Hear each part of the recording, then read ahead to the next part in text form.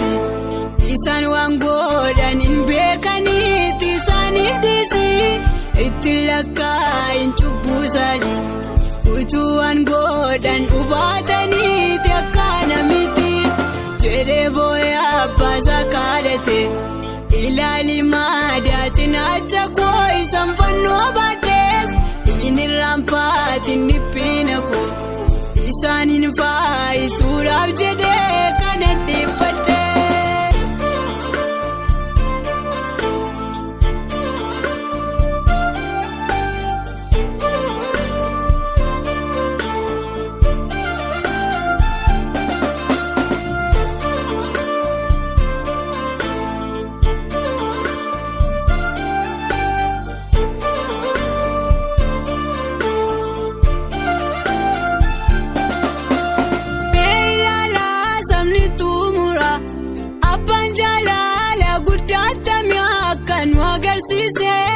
Ilma isaa dabarsee kennuudhaan isa waaqaaf lafa kana kan walitti araarsee kanaafuu nuu ijoollee isaati yakka hundumaatti nuuf furee karaa dhiiga isaati aboo guddaa nu gonfachiise maqaa ulfina luboota mana mootummaati fannoon mallattoo dhiifamaati.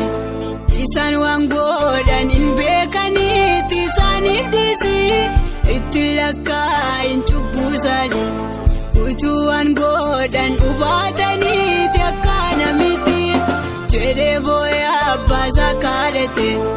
Ilaali maadaa cinaacha koo isaan fannoo baadhees inni raanfaatiin dhiphina koo isaaniin faayisuudhaaf jedhee kana dhiphadhe.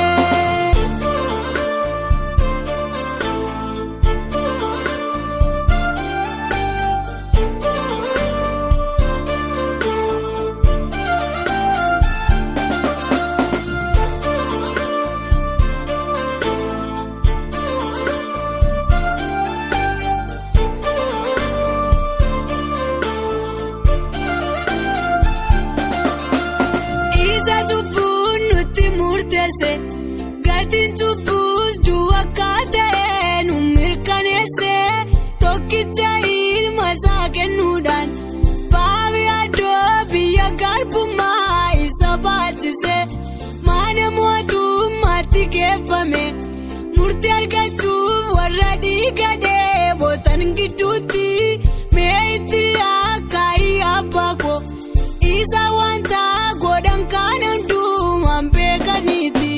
Fannoon mallattoo dhiifamaati. Isaan waan godhan hin beekaniiti isaaniif dhiisii itti lakkaa'in cubbuu isaanii. Utuu waan godhan hubataniiti akkana miti jedhee boo'ee abbaasaa kadhate. Ilaali maadaa cinaacha koo isaan fannoo baadhees inni raanfaatiin dhiphina koo isaaniin faayisuudhaaf jedhee kana dhiphadhe.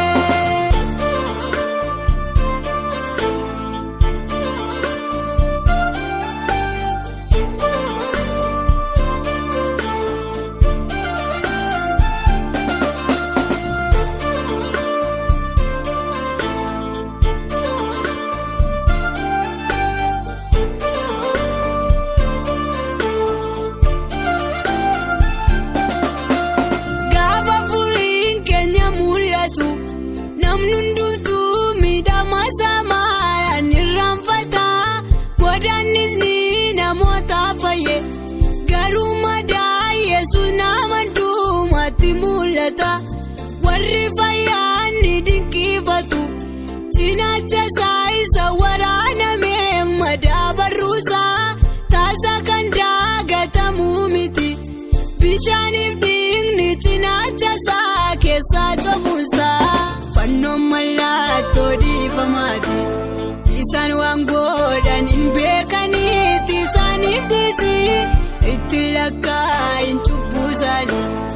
Utuu waan godhan hubataniiti akkana miti jedhee boo'ee abbaasaa kadhate. Ilaali maadaa cinaacha koo isaan fannoo baadhees irraanfatiin dhiphina koo isaaniin faayisuudhaaf jedhee